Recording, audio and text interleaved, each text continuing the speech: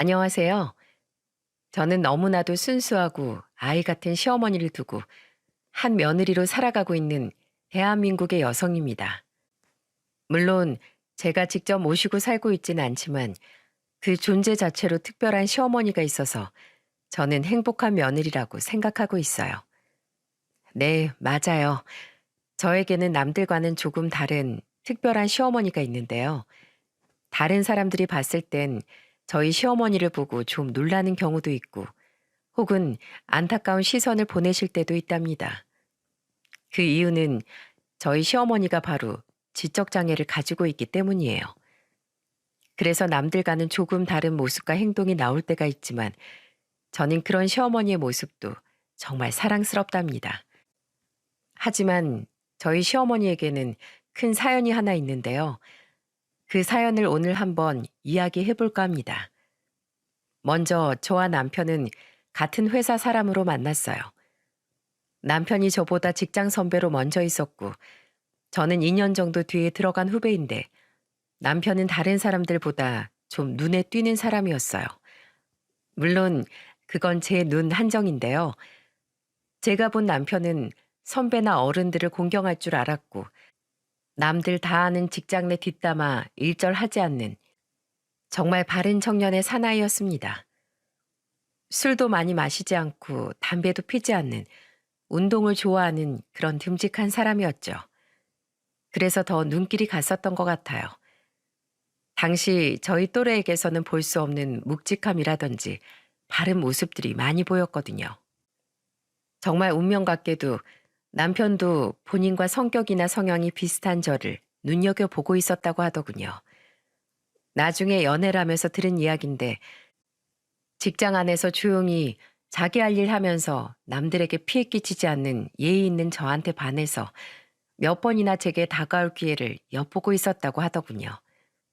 아무튼 그래서 저희들은 운명처럼 눈이 맞았고 알콩달콩한 연애 후에 결혼까지 하게 되었어요.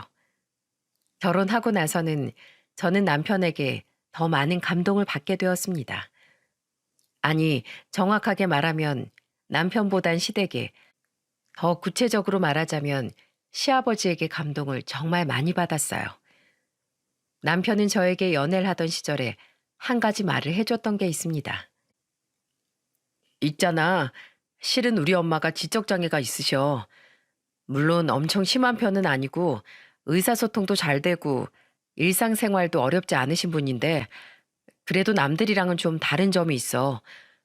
그래도 우리가 결혼까지 생각하면서 만나고 있는데 이건 내가 미리 말해줘야 하지 않을까 싶어서. 어머, 그랬어. 자기 크면서 많이 힘들었겠네. 그래도 어머니가 대단하시다. 자기 형도 있고 동생도 있다며. 아버님도 대단하시고 어머님도 대단하셔. 그 어려운 조건에서도 자식을 3명이나 낳아서 이렇게 훌륭하게 잘 키우셨잖아. 진짜 대단하시다. 우리 엄마가 지적장애인이어도 아무렇지도 않아? 지금이라도 부담스러우면 헤어져도 돼. 헤어지긴 왜 헤어져? 오빠가 이렇게 훌륭하게 잘 큰 거 보면 분명히 시어머니도 시아버님도 훌륭하고 좋으신 분들일 텐데. 그거면 됐지. 어머님이 장애를 가진 게 왜 우리가 만났는데 걸림돌이 되겠어. 그건 걱정 안 해도 돼. 오히려 난 대단하다는 생각이 드는데 그 악조건에서도 이렇게 훌륭하게 잘 키워주시고 또 오빠가 잘 컸잖아. 그건 그래. 우리가 다 이렇게 바르게 클 수 있었던 건 우리 아빠 역할이 진짜 커. 그래서 난 우리 아빠가 존경스럽고 근데 그걸 자기가 알고 그렇게 말해주니 너무 고맙다. 내가 앞으로 정말로 잘할게. 평생 행복하게 해줄게. 남편은 이렇게 연애를 하면서 저에게 시어머니의 장애에 대해 말을 해줬고 저는 그렇게 알게 된 이후로는 한 번씩 찾아가서 같이 맛있는 것도 먹으러 다니고 말동무도 해드리면서 결혼 전부터 자주 왕래를 했었어요. 근데 진짜 놀라운 게 시아버지가 말도 못하게 사랑꾼이시더라고요. 한 번은 같이 식사를 하러 간 적이 있었는데 처음 뵙는 자리에서 저는 깜짝 놀라고 말았어요. 왜냐하면 시아버지가 진짜 지극정성으로 시어머니를 대하는 모습을 봤거든요. 시아버지는 시어머니 식당 문 열어주는 건 기본이었고, 자리에 앉을 때 의자 빼주는 거, 앞치마 가지고 와서 매주는 거 등등 정말 하나부터 열까지 순수 안 해주시는 것이 없었어요. 우리 여보 좋아하는 고기 먹으러 와서 행복하겠네. 자, 흘리면 안 되니까 앞치마 꼭꼭 잘 매고. 이런 모습을 보면서 왜 그렇게 저희 남편이 연애를 하면서부터 다정했는지 알겠던 거 있죠?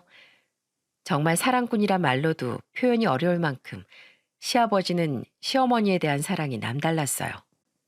게다가 어디든 움직이시면 손을 잡고 다니시고, 다리가 좀 불편해서 쩔뚝거리는 시어머니가 조금이라도 힘들어하시면 바로 보이는 곳에서 잠시 쉬다 가거나, 그것도 안 되면 업어서 가시기까지 했어요. 남들이 보면 극성이라고 할 수도 있고, 또 어떤 사람들은 그렇게 아픈 시어머니가 있는 집에 시집이 가고 싶었을까라고 생각할 수 있겠지만, 저는 솔직히 말해 이런 시아버지 모습을 보면서 오히려 더 저의 남편과 결혼하고 싶다는 생각이 들었어요. 왜냐하면 자식은 그 부모를 보고 크면서 닮는다는데, 저희 남편은 이미 연애를 하면서부터 제가 시아버지에게서 봤던 모습들을 많이 보여주었고, 시아버지 역시도 너무나 훌륭하신 분이었기에 오히려 이 결혼은 제가 안 하면 손해라는 생각까지 들었어요. 그래서 결혼을 결심하게 되었죠. 저희 부모님은 조금 걱정스러워 하시긴 했지만 저희 남편을 보면서도 안심을 하셨기에 결혼 과정이 그리 어렵진 않았어요. 그리고 저는 결혼 뒤에 이 결혼을 하길 정말 잘했다는 생각을 진짜 많이 하게 되었는데요. 그 이유는 바로 저희 시아버지에게 있답니다. 남편이 저한테 잘해주는 건 이미 연애 때부터 경험하고 있던 터라 결혼 후에도 아무 문제 없이 행복하게 잘 지내고 있었어요. 근데 저희 시아버지는 제가 연애 때 가끔씩 배웠던 것보다 훨씬 더 깊은 사랑꾼 면모를 가지고 계시더군요. 그래서 저는 그 모습만 봐도 결혼하길 진짜 잘했고, 그 모습을 보는 것만으로도 뿌듯하고 행복했답니다. 저희 시아버지가 어느 정도였냐면 한 번씩 명절 때 찾아뵙거나 주말에 한 번씩 시댁에 놀러가서 식사를 할 때면 매번 다정다감한 모습을 보여주셨어요. 시어머니의 장애는 솔직히 사회적인 행동을 하지 못할 정도로 심한 정도가 아니었기에 혼자서 생선도 발라 먹을 수 있고 밥도 다 차려서 먹을 수 있는 등 일반적인 일상 행동들이 다 가능하셨어요.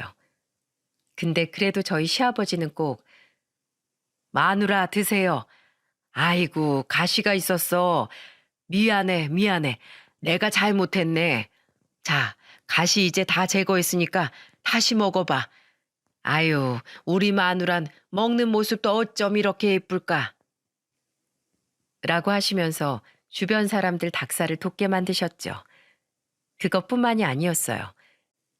저희 시어머니는 달달한 걸 좋아하시고 특히나 식혜를 잘 드셨는데, 보통 시어머니가 식혜를 하는 경우는 봤어도 시아버지가 식혜를 하는 경우는 잘 없잖아요. 근데 그 흔치 않은 광경을 저희 시아버지가 보여주시더라고요. 마누라, 식혜 만들어줄까? 요즘 우리 마누라 식혜 먹은 지 오래돼서 먹고 싶어 하는 것 같은데 기다려봐. 내가 당장 만들어줄게. 어때? 좋아? 응, 네, 응, 좋아요. 식혜 좋아요. 역시, 알았어. 얼른 식혜 만들어줄게요. 이렇게 사랑꾼이신 시아버지 덕분에 저희도 종종 달달한 식혜를 얻어 먹을 수 있어 좋았어요. 그리고 시아버지는 항상 어딜 외출하시든 시어머니와 꼭 붙어 다니셨는데, 동네를 다니실 땐 손잡고 걸어 다니시고 약간 먼 거리를 다니실 때는 오토바이에 시어머니를 항상 태우고 다니셨어요. 거기다가 일을 하실 때도 함께 하셨는데, 화물차 운전을 30년 동안 하신 저희 시아버지는 늘 화물차 운전을 할 때도 시어머니를 옆에 태우고 다니셨답니다.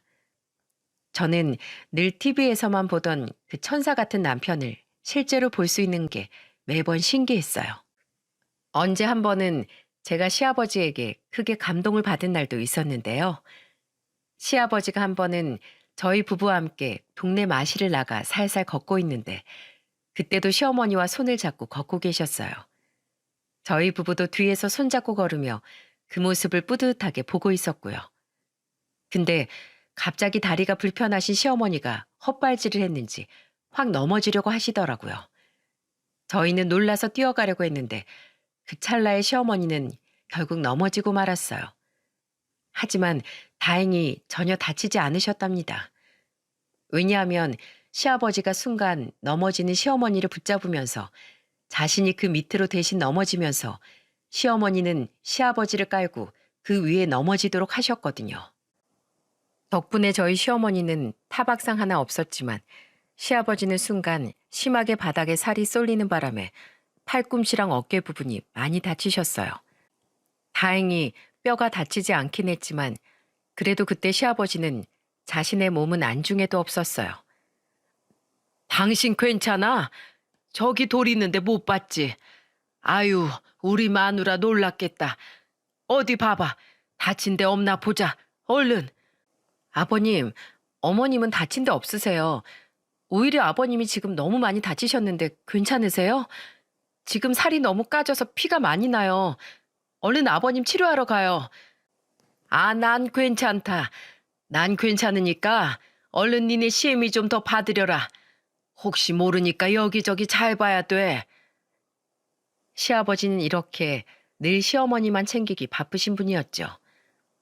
그 뒤로 저희가 겨우 설득을 시켜 근처 약국에 가서는 연고를 사서 발라드렸을 정도니 본인은 안 챙기셔도 시어머니는 끔찍하게 생각하시는 분이라는 건 정말 누가 봐도 알 수 있었습니다. 근데 그 모습을 이어받은 저희 남편이나 남편 형제들도 어머니에 대한 사랑이 남달랐어요. 특히 우리 시숙은 첫째여서 그런지 시어머니를 생각하는 마음이 다른 형제들보다도 더 특별했는데요. 제가 봤을 땐 어머니 이상으로 정말 극진히 모시는 게 눈에 보여서 어떤 때는 대단하다는 생각까지 들더라고요.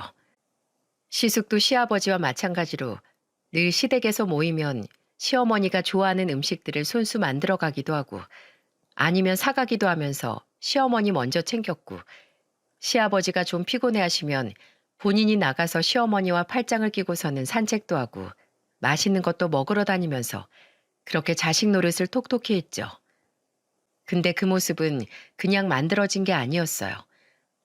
언제 한번 다 같이 형제들끼리 모여서 술을 한 잔 기울일 때가 있었는데 그때 제가 물어봤었어요. 어쩜 그렇게 어머님을 극진히 모실 수가 있어요? 다른 집안도 분명 같은 사연인 곳들이 있을 텐데 아무리 봐도 우리 시댁처럼은 못할 것 같아요. 재수 씨, 그럴 것 같죠? 제가 봐도 그래요. 근데 저나 이놈 둘째나 우리 막내 여동생이 괜히 이렇게 잘할 수 있었던 게 아니에요. 지금이야 우리 아버지가 많이 부드러워지셨지만 옛날엔 정말 엄격했어요. 다른 데서 엄격한 게 아니라 꼭 엄마에 관해서 많이 엄격하셔서 저희들을 진짜 많이 혼내면서 키우셨다니까요. 네? 아버님이요? 아니 지금 형님이나 저한테도 그렇고 며느리들한테 너무 잘하시잖아요. 게다가 아가씨는 당연히 딸이니까 잘 지낼 텐데 제 남편도 그렇고 두 분 다 지금 아버님이랑 너무 친하게 지내지 않으세요? 네, 그렇죠. 근데 옛날부터도 친근할 땐 한없이 친근하게 해주셨지만 엄마에 관한 일이라면 정말 많이 엄격하셨어요. 옛날엔 한번 저랑 제 동생 놈이 밥투정을 한 적이 있었거든요. 솔직히 말해서 우리 엄마가 요리를 진짜 못하다 보니까 그 어린 나이엔 그 음식이 먹기 싫은 거예요. 그래서 그냥 먹기 싫다고 투정 한번 부렸다가 어떻게 됐는지 아세요? 어머나, 어떻게 됐는데요? 그 자리에서 아빠한테 싸대기 맞았다니까요. 그러면서 정말 무섭게 화를 내셨죠. 어디서 엄마한테 지금 밥투정을 하는 거야? 어? 엄마가 너네 생각해서 땀 뻘뻘 흘려가면서 만들어 주셨으면 감사합니다 하고 그냥 맛있게 먹어도 모자랄 판에 어디서 감히 투정질이야? 그따위로 할 거면 너네 밥 먹지 마. 너넨 밥 먹을 자격도 없어. 이러면서 엄청 화를 내시는데 그때 이후로는 저희 셋 다 반찬 투정이라는 걸 해본 적이 없었어요.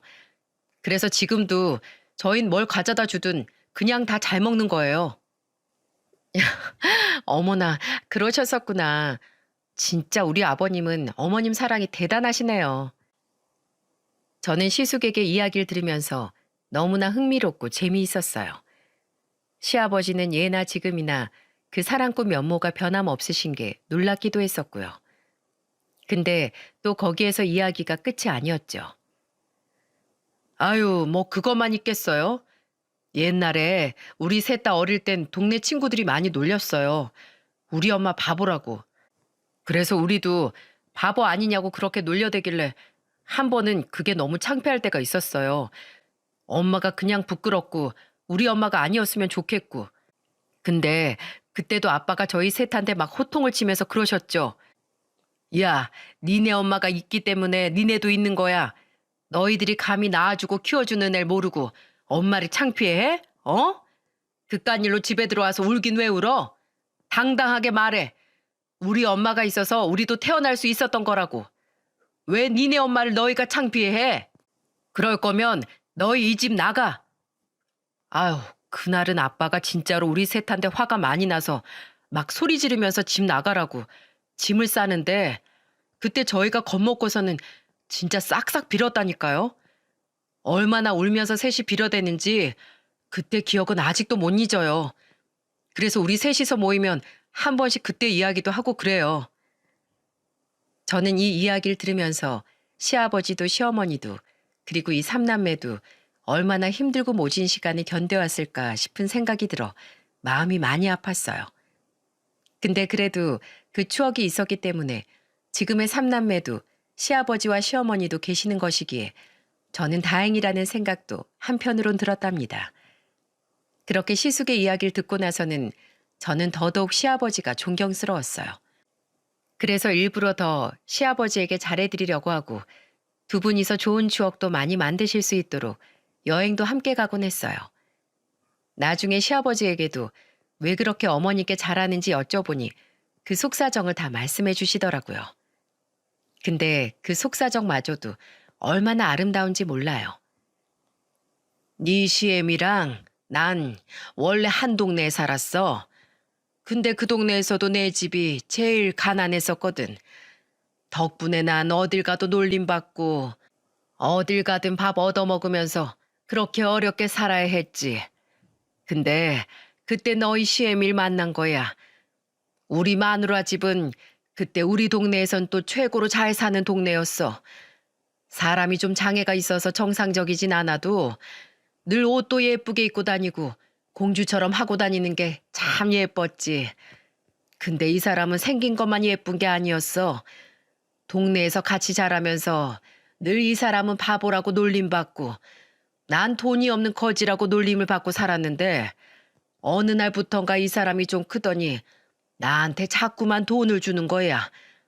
네? 돈이요? 돈을. 많이도 아니었어. 그냥 그때 당시 국밥 한 그릇 사 먹을 수 있는 정도를 계속 주는 거야. 내가 됐다고 주지 말라고 해도 계속 주길래 한 번은 물어봤어. 이 돈을 왜 자꾸 주는 거냐? 주지 마라. 나 거지 아니다.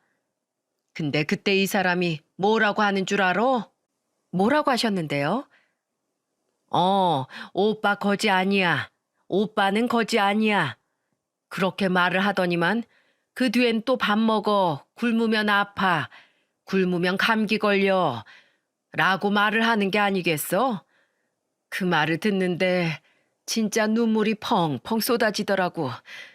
이 사람은 그냥 다 느꼈었던 것 같아. 내가 진짜로 돈이 없어서 밥을 굶고 다닌다는 걸. 그래서 밥 굶지 말라고 자꾸만 자기가 받은 용돈을 나한테 줬던 것 같아. 그때부터였어. 내가 이 사람을 좋아하게 된 게. 이 사람은 지능이 좀 떨어지는 거지. 그 마음만은 정말 따뜻한 사람이야. 그래서 내가 좋아하게 된 거야. 그 뒤로는 내가 정말 악착같이 일하고 돈 벌어서 우리 원래 있던 집안의 빚도 다 갚아버리고 결혼한 거야.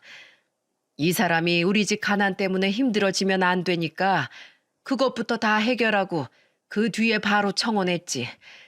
그래서 지금까지 살았네. 그 세월이 벌써 몇십 년이 넘었다. 저는 시아버지 이야기를 들으면서 눈물이 펑펑 쏟아졌어요. 진짜 순수한 사랑이구나. 진짜로 남다른 사랑일 수밖에 없었구나 라는 생각이 절로 들었죠. 그래서 저는 그때부터 더더욱 시부모님께 잘하려고 노력을 했답니다. 근데 제 노력은 정말 아무것도 아니었어요. 바로 시숙과 형님에 비하면 말이에요. 이 두 분은 진짜로 정말 시어머니께 잘했어요. 저나 남편은 주말에 한 번씩 가거나 명절이나 가족 행사 때 가는 것이 전부였는데 시숙과 형님은 시도 때도 없이 갔었어요. 물론 저희보다는 시댁과 가까운 거리에 살고 있긴 했지만 그래도 자신들의 삶이 있는데 그러기 쉽지 않거든요. 근데 형님은 매번 고기를 사들고서 시댁으로 가서 고기를 구워드린다거나 시어머니가 좋아하시는 반찬들도 이것저것 만들어선 주기적으로 넣어드리곤 했었어요. 시아버지가 밥을 최대한 한다고 하셨지만 그래도 반찬 만들고 하는 게 쉽지는 않을 거라는 생각에 형님이 그렇게 반찬을 하시더라고요. 그것이 다가 아니라 늘 시어머니 모시고 쇼핑도 다니고 좋은 것도 많이 보러 다니는 듯 했어요.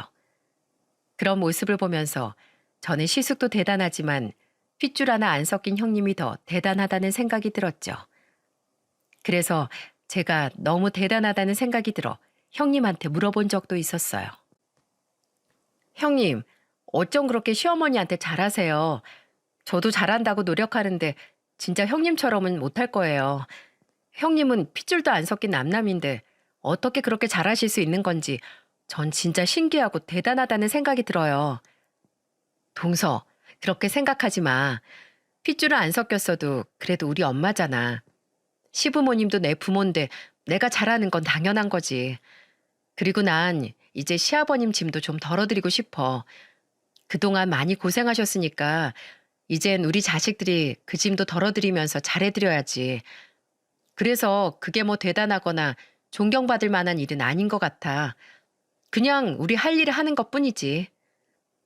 형님은 이렇게 겸손하기까지 했어요. 그런 형님을 보면서 저도 정말 더 시어머니를 제 엄마로 생각하고 지극정성으로 대하기 위해 애를 썼답니다. 그 모습에 시어머니도 저희를 많이 좋아하셨고 시아버지도 고마워해 주셨어요. 그렇게 우리 시댁 가족들은 점점 더 행복해지고 화목한 채로 안정적인 생활을 해 나갈 수 있었죠. 하지만 얼마 못 가 불행이 하나 찾아오게 되었습니다. 그때는 시아버지가 70대가 넘어가던 시점이었어요. 나이가 드시면서 화물차 일 하시는 것도 그만두시고 집에서 시어머니와 같이 계실 때였죠. 근데 늘 건강하고 정정하시던 분이 갑자기 암이 생기게 되었고 원래부터 본인 몸을 잘 안 챙기시는 시아버지는 몸에서 이상한 증세가 보이는데도 불구하고 그냥 꾹 참아 오셨던 것 같았어요. 그날 암을 발견하게 된 것도 저희 부부가 시댁에 놀러 갔는데 갑자기 시아버지가 피를 토하시길래 놀라서 병원으로 갔다가 거기에서 암이라는 사실을 알게 된 거였죠. 이미 검사를 해보니 암은 손을 쓸 수 없을 정도로 온몸에 퍼져 있었어요. 의사는 마음의 준비를 하라는 이야기만 할 뿐이었습니다. 그때 제일 많이 힘들어했던 건 바로 저희 시아버지예요. 그리고 그건 자신의 죽음 때문에 힘들어하는 게 아니라 자신이 없어진 뒤에 홀로 남겨질 시어머니 때문에 힘들어하신 거였죠. 내가 죽으면 우리 마누라 불쌍해서 어떡하냐. 나 없이 이 사람 혼자 이 험한 세상 어떻게 살아가라고. 저희는 힘들어하시는 시아버지 앞에서 어떤 위로도 할 수 없었어요. 그때 시숙이 나서더라고요. 아버지, 어머니 걱정하지 마세요. 저희가 잘 모실 겁니다. 아버진 제발 힘내세요. 아버지도 어머니 오래 보고 싶잖아요. 아버지에게 어머니가 소중한 만큼 저희에게도 어머니만큼이나 아버지가 소중해요. 아버지가 절 훌륭하게 키워주셨잖아요. 아버지, 제발 힘 좀 내세요. 왜 벌써부터 마음이 이렇게 약해지신 거예요? 얼른 아버지답게 씩씩하게 이겨내세요. 제발 이겨내 주세요, 아버지. 그래, 난 살 거야. 난 절대로 네 애미가 먼저 죽을 때까진 먼저 못 죽는다. 우리 불쌍한 아내 절대로 놔두고 먼저 못 죽는다. 너희 어머니 컨트롤 못해. 나만 할 수 있다. 나만 할 수 있어. 너희가 아무리 잘한다고 한들 어디 나만 하겠니? 너희 어머니는 나랑 있어야 살 수 있어. 편안해질 수 있어.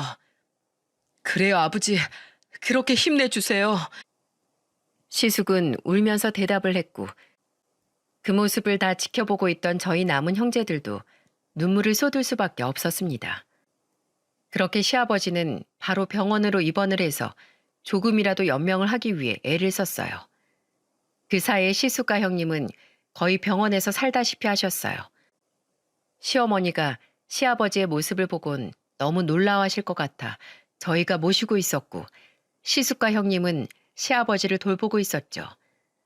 시누이는 양쪽을 오가면서 부족한 부분들을 채워주었고요. 그래서 형제들이 다 똘똘 뭉쳐서 시아버지와 시어머니를 위해 노력했지만 결국엔 시아버지는 그 암의 문턱을 넘기지 못하셨습니다. 근데 시아버지는 끝까지 마지막을 보내면서도 눈을 못 감으시더라고요.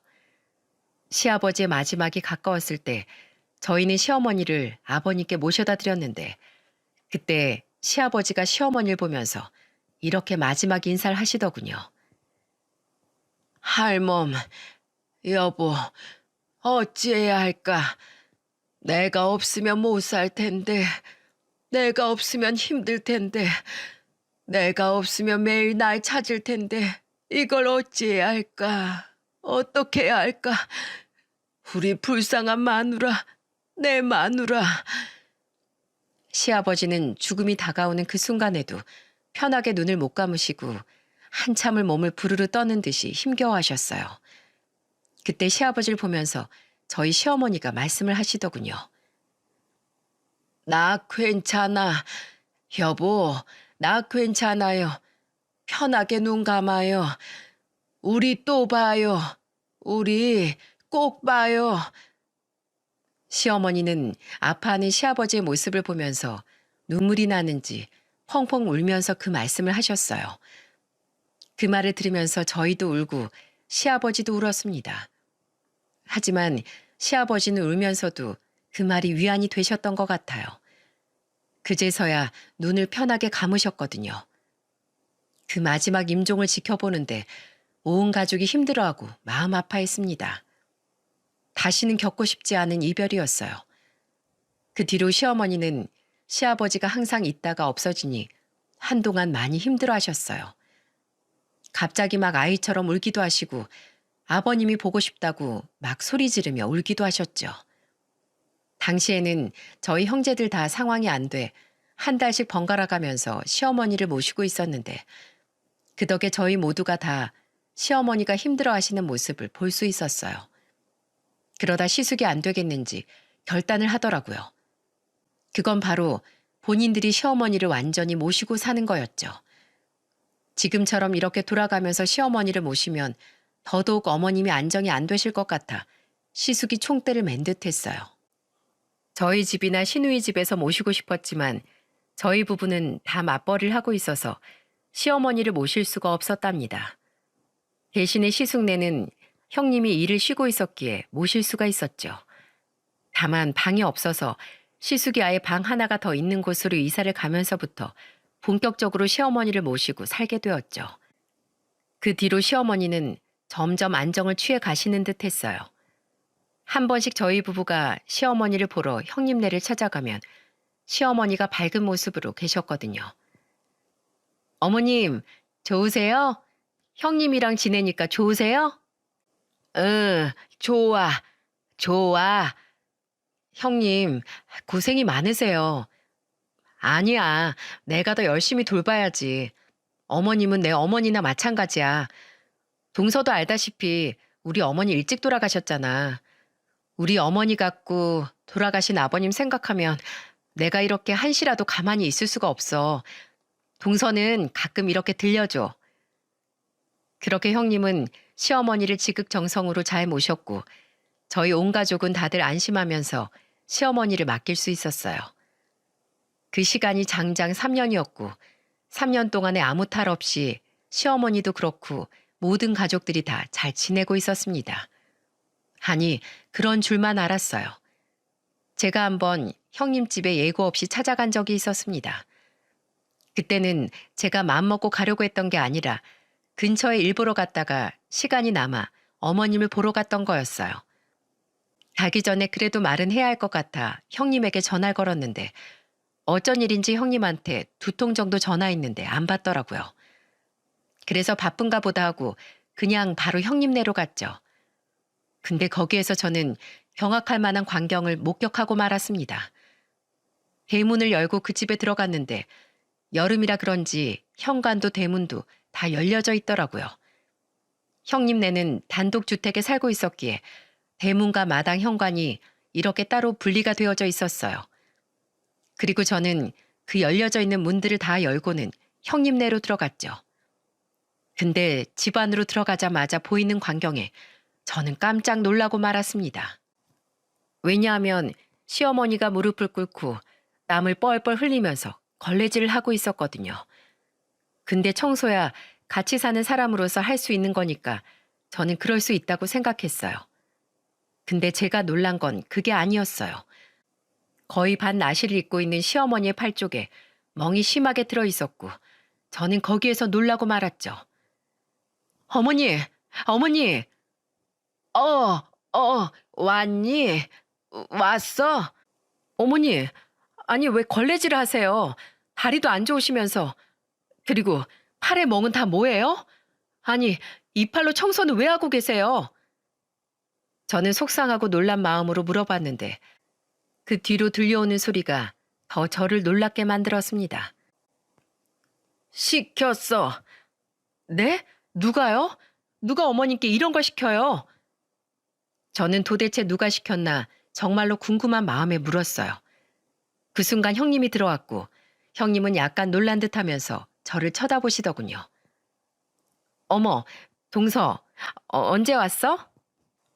아, 방금요. 근처에 볼 일이 있어서 왔다가 어머님 잘 계시나 잠깐 보러 왔어요. 어머나, 그랬구나. 아, 그럼 연락을 하고 오지. 그랬으면 내가 집에다가 뭐라도 미리 준비해 놨을 건데. 오기 전에 전화를 2통이나 했는데 안 받으시길래 바쁘신가 보다 하고 그냥 왔어요. 아, 아니 난 잠깐 어머니 뭐 사드릴 게 있어서 마트 갔다 왔어. 아유, 내가 핸드폰을 두고 갔지 뭐야. 그래서 전화를 못 받았어. 아유, 어머님, 제가 그렇게 걸레질 하지 말라고 했는데 왜 걸레질 하고 계세요? 내가 우리 어머님 때문에 못 살아 정말. 형님은 뭔가 어색한 기색을 띠면서 시어머니의 걸레질을 말리고 있었어요. 그러면서 한마디를 더 덧붙이더군요. 아유, 동서, 이런다니까. 계속 일하지 말라고 해도 걸레질하고 청소하고 혼자 설거지하다가 컵 같은 거 다 깨뜨리고. 아유, 저 봐봐. 팔에 멍든 거. 내가 속상해서 진짜. 어머님, 제발 좀 제발 하지 마세요. 다치시면 저 마음 아프다니까요. 형님은 정말 속상하다는 듯이 시어머니에게 말을 했어요. 근데 시어머니의 반응이 정말 수상하고 이상했습니다. 옛날 같았으면 그냥 웃으면서 괜찮다고 하실 뿐인데 어머님 표정이 형님을 보면서 겁에 질린 표정이었어요. 알았어. 안 할게. 청소 안 할게. 이건 원래 보통 제가 알던 시어머니의 말투가 아니었습니다. 항상 낯선 사람을 보거나 시어머니 눈에 무서워 보이는 사람이 있을 때 나오는 말투와 눈빛이었어요. 그래서 저는 거기에 뭔가 있다는 감각이 들었습니다. 게다가 결정적인 건 형님도 저를 보더니 당황한 기색이 컸기에 저는 뭔가 있다 싶어서 그날은 얼른 남편에게 가서 말을 해야겠더라고요. 그래서 우선은 여지를 두고 그 집을 얼른 나왔습니다. 동서, 밥 먹고 가. 아니에요, 형님. 저 얼굴만 보러 왔어요. 제가 또 들릴게요. 아이, 뭐야, 섭섭하게. 오랜만에 와서. 그럼 제가 조만간 또 올게요. 어, 제가 이번 주 토요일 정도에 올게요. 아, 그때 올 거야? 그래, 알았어. 그리고 저는 얼른 형님네 집에서 나와 곧장 집으로 가서 남편 퇴근 시간에 맞춰 남편에게 상세하게 이야기를 했습니다. 여보, 아무래도 지금 형님네 집에 무슨 일이 벌어진 것 같아. 그래서 우리가 제대로 확인 좀 해봐야 할 것 같아. 뭐? 아니, 왜? 아니, 내가 아까 형님네 문이 열려 있어서 그냥 들어갔는데 거실에서 글쎄 어머님이 혼자 땀을 뻘뻘 흘리시면서 중얼거리면서 걸레질을 하고 있더라니까. 뭐라고? 아, 근데 청소는 할 수 있잖아. 시어머니도 원래 청소는 잘하셨으니까. 근데 이상한 건 그게 이상한 게 아니야. 어머님 온 팔뚝에 멍 같은 게 있었어. 뭐라고?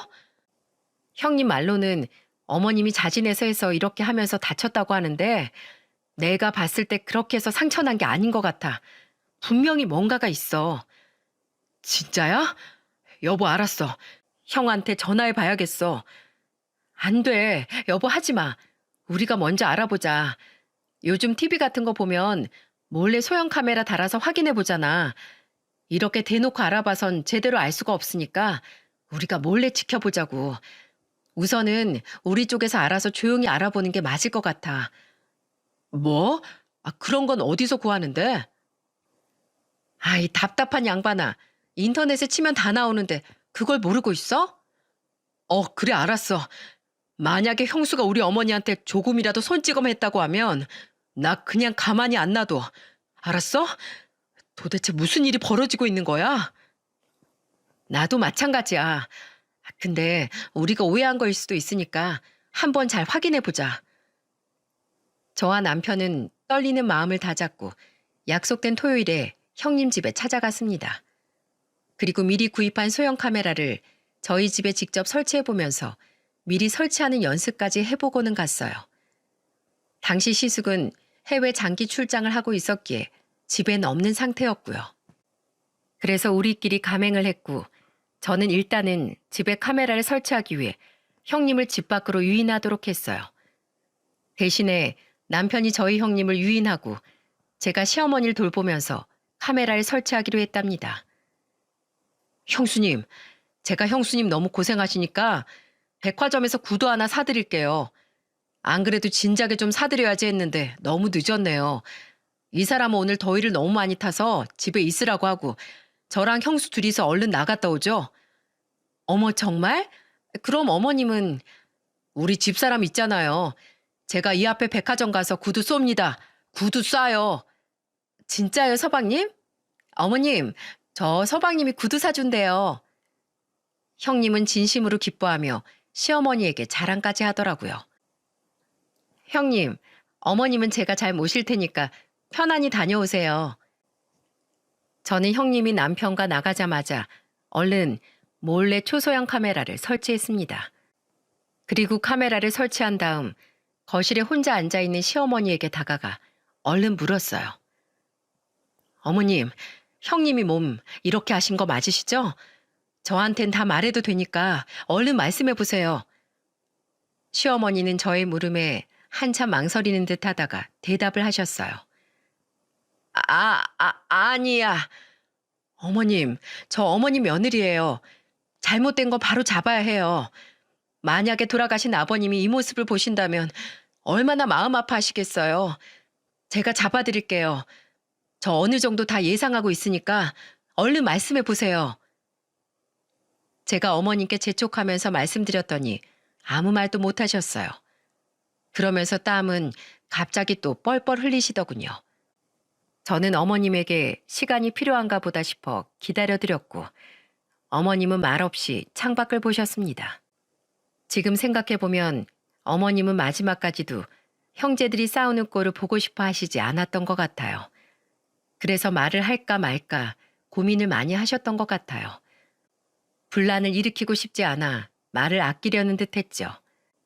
저희 어머니는 남들보다 지능은 떨어져도 그래도 알 건 알고 있던 사람이었기 때문에 그 모든 것들이 다 이해가 갔습니다. 그래도 어머님이 말씀을 하지 않으셨어도 저희는 이미 소형 카메라를 설치했기 때문에 그걸로 확인하면 되었기에 굳이 더 물어보지 않았습니다. 그리고 나중에 카메라를 확인해 보니 제 예상이 맞았어요. 카메라 안의 모습은 너무나도 충격적이었고 그 안의 영상을 보고는 저와 남편은 극도로 분노가 일어났습니다. 역시나 어머님한테 설거지를 시킨 사람도 형님, 어머님한테 걸레질을 시킨 것도, 욕실 청소를 하라는 것도 다 형님이었어요. 형님은 시숙이 장기 출장을 가 있는 틈을 타 시어머니를 완전 노예처럼 부려먹었던 거죠. 그것뿐만이 아니었어요. 영상에서 보니 형님은 심지어 어머님이 말을 안 들으면 밀치기까지 했어요. 완전히 상전은 형님이었고 어머님은 노예였습니다. 와, 어떻게 사람 탈을 쓰고 이런 가면을 쓰고 이런 망측한 모습을 보이는지 정말이지 이해할 수가 없더라고요. 그래서 우리는 곧바로 그 모습을 해외에 있는 시숙님에게 영상을 송출했어요. 다행히 영상을 보내자마자 바로 그 영상을 본 시숙은 그 자리에서 분노가 일어났는지 해외 일정이고 뭐고 다 내팽겨치고는 곧장 다음 날 한국으로 돌아왔어요. 그리고 역시나 난리가 났습니다. 우리는 시숙이 돌아오자마자 공항에서 같이 만나 다 같이 시숙집으로 어머님과 형님이 있는 곳으로 갔어요. 저희는 가자마자 각자 역할을 분담해서 했는데 저는 제일 먼저 어머님을 끌어안고는 한쪽으로 데리고 가 보호를 했고 시숙은 그대로 형님에게로 달려가서는 있는 힘껏 뺨을 때려버렸어요. 야, 네가 인간이냐? 어?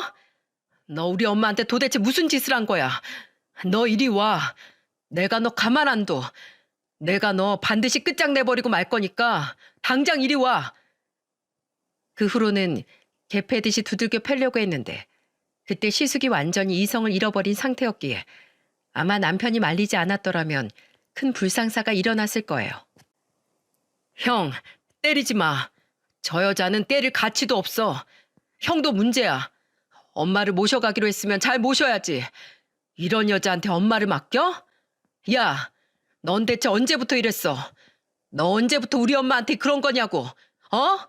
당장 빌어. 살고 싶으면 당장 꿇고서 빌라고. 남편은 온몸으론 시숙을 막았고 얼굴은 형님을 향해 돌려서는 화를 냈어요. 그리고 시숙도 역시나 화가 나 잔뜩 흥분한 상태에서 나 놔둬. 나 저 여자 가만히 못 놔둬. 놔! 라고 말하며 형님을 향해 달려들려고 했습니다. 형, 말했잖아. 때릴 가치가 없다고. 손에 더러운 거 묻히지 말고 법으로 해결하자. 법으로 해결해. 이러다 형까지 잘못된단 말이야. 제발 정신 차려. 남편은 이성을 완전히 잃어버린 시숙을 설득해 현실적으로 대응하자며 막았어요. 근데 그때 형님 입에서 나오는 말이 너무나도 충격적이었습니다. 와, 진짜 정씨 집안들 대단하다. 여자 한 명을 이렇게 죽이는구나. 내가 잘할 땐 생각 못하고 못하는 모습을 보고 날 이렇게 만들어?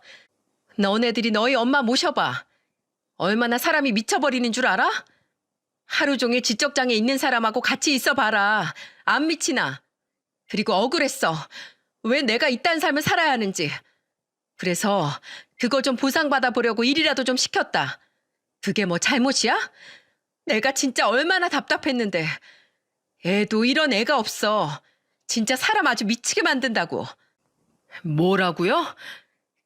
그때 남편이 열받아서 시숙을 끌어안고 있다가 그 손을 놓고는 그대로 그 분노를 담아 형님의 뒤통수를 때려버렸어요.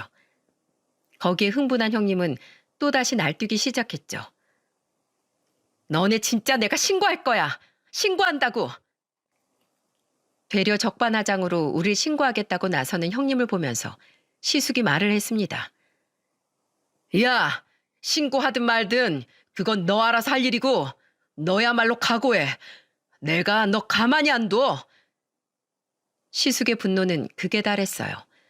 정말로 시숙은 그 다음 날 경찰서에 형님을 노인학대로 신고를 했죠. 그리고는 경찰서 측에 그 증거로 저희가 보낸 영상을 제출하고 시숙은 이혼 소송을 밟았습니다. 근데 여기에서 우리가 하나 실수한 게 있다는 걸 알았어요. 아버님이 돌아가실 때 재산을 시숙한테 해준 적이 있었는데 시숙이 그 돈을 형님한테 맡겨버렸던 거였죠. 그 돈이 6천만 원 정도 되는데 통장 내역을 까보니까 아주 가관이더라고요. 사치를 그렇게 심하게 하고 다니고 어머님 혼자 집에 놔두고 밖에 여행 다니고 싸돌아다니고 술집에 돈 쓰고 하면서 혼자서 아주 난리를 치면서 다녔더라고요. 시숙은 원래 보여주던 그 여자의 모습에 완전히 그 여자를 믿었기 때문에 통장을 맡겨버렸던 것 같은데 이럴 줄은 몰랐던 거였죠. 시숙은 1년의 절반을 해외에 있었는데 그걸 이용해서 이 형님은 그 돈을 완전히 다 흥청망청 써버리던 거였어요.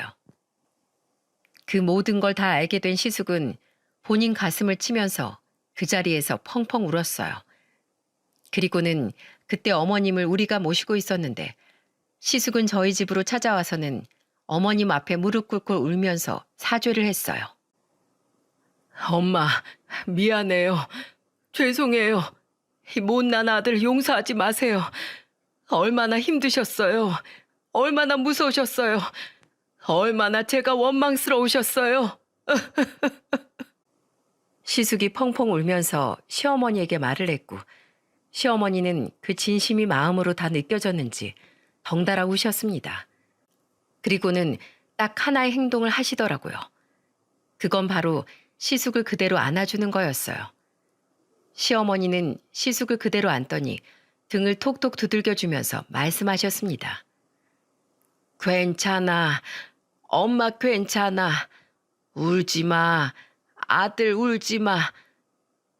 그렇게 저희는 모두가 다 울면서 시숙을 위로했고 시어머니도 그간의 아픔을 씻어내는 시간을 가질 수 있었습니다.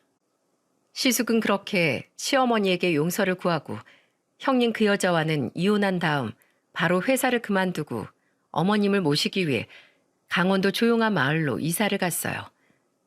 거기에서는 작은 집을 인수해 어머님을 모시고 살고 있는데요. 시숙에겐 아들이 있는데 이혼할 때 형님에게서 양육권을 빼서 시숙이 데리고 가 거기서 같이 지내며 학교를 다니고 있어요. 다행히도 거기에서 시어머니는 마음의 안정을 되찾으시고는 다시 옛날의 밝은 모습을 찾고 계시답니다. 그리고 그 형님이라고도 부르기 싫은 그 끔찍한 여자는 이혼 뒤에 경찰서에서도 범죄가 인정되어 6개월 구속이 되었습니다. 구속된 이유는 저희 어머님한테 몹쓸 짓을 한 게 다 인정이 되었기 때문이었어요. 그렇게 6개월 정도 법정 구속이 되었는데요. 솔직히 제 마음 같아선 3년, 5년, 10년이라도 받게 하고 싶은데 우리나라 법은 초범이고 전과 기록이 없어 그렇게 약하게 벌을 받게 되었습니다. 하지만 그거라도 벌을 받았으니 제발 이제는 그 벌을 받으며 철저하게 뉘우치고 후회를 했으면 좋겠네요. 저와 남편은 꾸준히 시숙과 어머님께 찾아가 얼굴을 보면서 잘 지내고 있어요. 갈 때마다 서로 얼굴이 좋아지는 게 저는 다행이라고 생각을 하고 있습니다. 여러분, 제가 이렇게 사연을 보내게 된 이유는 정말로 우리 낳아주시고 힘들게 키워주신 부모님을 생각해서 우리가 정말로 한 번쯤 부모님에 대한 마음가짐과 생각이 바로 잡혔으면 하는 마음 때문이었어요.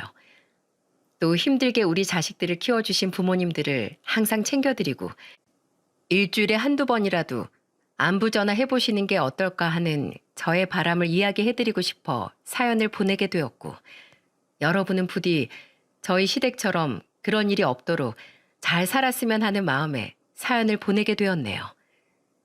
지금은 저희 어머님께서도 많이 정신적으로 좋아지셨는데요. 엊그제 통화를 해보니까 상태가 너무 좋아지셔서 며느리 언제 와? 보고 싶어.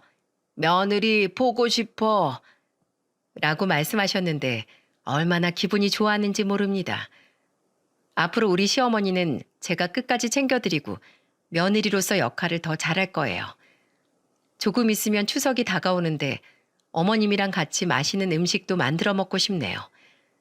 여러분도 부디 가족들과 행복한 시간만 보내시길 바라겠습니다. 이만 제 사연 마치겠습니다. 감사합니다.